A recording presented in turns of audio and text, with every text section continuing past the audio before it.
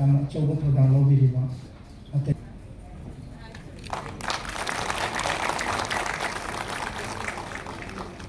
soyama na lakpidma thoromasi tapan yahu thengbo khoimose koi tariat suba lista hoji Jaideep Memorial Foundation ki maruiba video su Manipur ki Social Yulembam, Director of Photography. Ahan Bamadi, Quaidi Maruiba, Madi, Target Jamadi Murpuri, So, Versida Amakahan, Kobak Tokita Mayekta, Jaideep Memorial Foundation amadi Pak Film Production anina silang ngasi Jaideep Memorial Foundation gi 13 suba Foundation Day asida yang ngasi di khoigi producer amoina khoigi release tawdoriba anauba khoigi music video lau ko toina haiba khoigi noriba inkhalagliba teenager singda promote tawboina khoigi inkhalagliba angang singna khoigi punsi matang si sahi si khoi pokpadayina siba bawasida sahi matang ne adi mungda ayang na su khwaidagi nungsijaba inkhalagliba teenager oiba angang singna khoigi ahan ba punsi nungsiba horokpa ek ahan nokta uba du nungsijaba horokpa dugumba du ayang na iraga itoga masi music video ina puthokdana khoigi khangembam khoigi jitesori ichanupi amadi jelis moina moiboina anauba artist ani sibo promote toboina yana masi puthokjabani loinana ehaki yahau thangba khoimu hairiba ai so story degi lokthokjaba adugumba feature film asida ayana thoknin basi maruoina ideal gumana ma ayana semningba karigumba matamda khoigi loyalam degi haurakpa khoigi mabem bongna yamna wana yokcherakpi khoigi khungangi lesabi amana sohorda mayum palaga mai mapuro bena machani leireba matungda imduda kanagum bi ama thengnakibadagi maki yum masi kaiba yarakpagi mong lakpada karmain tawdana khoigi nupi asina karigumba khana chainaba chaunaba matta yaudana yamna wana thamoi da phajillega maki mayum kaidanaba hona jakhiba dugumba ideal gumana ma aigi ichanupi khoigi ithoi oinamna role lauraga sabi basida award su ya phange award si mathang hoji si 33 gumba yoksale ada khoigi ichanupi sigi su yamna acting haiba haitare aduga ichanupi ratna kheti mim su aduga khoigi role main role lauriba abi khundrak phamsu mokhoina phajana su act tawbiba aduga ai ichanupa director Rakesh Naurem amadi khoigi ai film asida script writer or biriba dialogue play or chembi ba khogi kharapam bisamitra moina honabi badagi amadi team member yahu thengba khoimugi team member mayam khogi Mohendra Kams Satajit moi mayam sina honabi badagi asugam base yauropani ayakti ahan ba film si number hojabasi award ki damakta sunate award phangani abisu thajadi chumnada handaki irang asida khoji waman ba sida mayam mi sida khogi nupi ani phi thom na purubada maitai nupagi jatse yam sathina khongoina gibasi aina nongai mandadana maitai nupai do smain tawi Manipur na smain tawi Manipur pat turen ching pat khoi maitai nupi gi sajat lajat maitai nupagi sajat lajat punamakse aina malemda pawdam jabadani aduda mayamna appreciate tawbiratana ai sabusu dada sahab phalke puraskar award of India 2024-25 pire aduga aigi director Rakesh Pusu Indian Film Fare Award 2025 pire asi sunatana koi hero ba bibusu koi mahak to sumari manga phang pire best hero award adigi ithoi oina busu koi best actor female heroine oina makusu mari manga phangkhre aduga loinana akhoi team masida yawriba khodimak ayamana award loin phangi akhoi script writer khayakon bisamitra phangi editor oiba Mohendra Kams phangi aduga akhoi Mohendra akhoi huidrom na boy akhoi playback singer phangi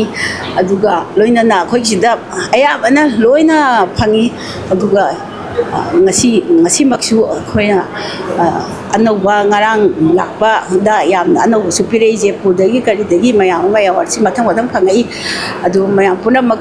sina team moina honna ba adu loina na Manipur se puthoba Manipur adu sini en puthoba dai phangapani hai ba se hangna lamse na foundation je aigi janupa khwagi ahan ma se engineer ni ma mtech ni MTech suma first class natra su first class second ta ki bani ko Alaba University ko gi Motilal Nehru University of Technology dagi maxi first class second ta ki bani du PhD da mana eso oina thabak tawrami engineer oina tawrami adu ma masaji angang oring dei hona yam nauring dei hona polo si yang pamjarakpa polo player in horokpa aduna maram oiraga Dehradun da IMA Indian Military Academy da masi equestrian adigi polo gi aduga khoi 10 pickup kaina leba adugumba mayam do adu loina ma training tawrabani angang matam do ma sahi tara bari khata ngai ngai di hona mana loina training tawrai aduna mana mai polo si masi lamyan ba pakhang team da oibani mana captain oiba sahi su yawi aduga governors cup da masi matam du da madu tournament du da more than 23 gumba oirangani man chanda polo se panchan je mai panchan chi 23 gumba oiba du da masi best polo player phangi bani aduga loina na masi adum lepte aduna mana hapta kamde buda nomajing da office car rasu potha boina dum polo si semgolakpa aduga polo si am pamjana tawda nomadi ma se tanja khara chadaba mana magi family si mayang chakauba madu chakauba duda mana ngaroina yamna ta hala agan sa se yam kana sawa duda mamana bising da polo si sana ba hogolame hapta kangde bunda adu kanda mana aphangba sakbol ama tongkhalaga masu thaklang yoksan bani aduda ma bp stroke tawdana khudak tuda lei hidabani khoina ma ku pukhalaga si hospital da operation tawbani adubu ma ki I yam thina za brain da chakhai kidana kanbangam gide adudai ningam da naina 2012 ta magi Jaideep Memorial Foundation linkhalakpani adudai hona hangna awana tarabasing khoigi maruoina khoigi nupi angang sing yangwai Manipur se nupi angang sing da machagi lai tamna ba phi piningai leitaba tuition phi piningai leitaba adigi chaba thapagi wala pa thu wa kai gi paisa di yam bana tar lising ani or jo hum or jo manga or jo sibau dang or so ani maten the sum pang ba hawrak padagi matang sum haire bana corona dadi even sura so ngam da ba ba da paisa ka pe yam ka tra so lising manga do tara do jo de hidak lai ngam da ba jenim stu pokhala ba nga ana ba hidak lai ngam da ba khot ba degi amo kan khogi naga maitei kuki conflict sida mo IDP singi awala pa anak pada khogi matam du da khogi sana ko nu da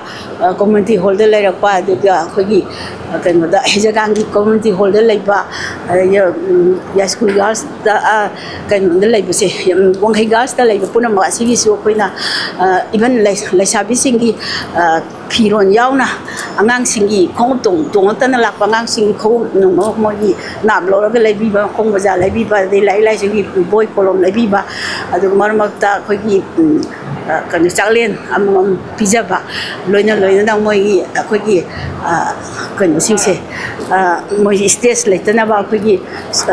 secretary department gi doctor ke santibula head of department professor santibula ga loina na akoina adum mateng pangakwa aduda loina khoi kakching khunau da su aduga bhabak chau ithai adegi mafam da su khara arapa da su dum tawi loina na khogi khunga pa singi awala pa kan khunga pa gi awala pa da ko gi moi bunker semba da paisa khara changa su ko yam da su khara moi bunker sagat pa gi matang da piba aduga kan moi khongo but leiba gi adi ren ko leiba gi adi gi kan moi awara pa chana thana ba even khara pikba ngang sing di machin khara yaw ban haire ko gi chicken cha da ba thaum sure ko le adu su kit leibi ko piu adugumba khangde adugumba adagi ahallaman sing all koi langgon da leiba ahallaman sing kari ke gi moi chu chakle na ma pija basmaina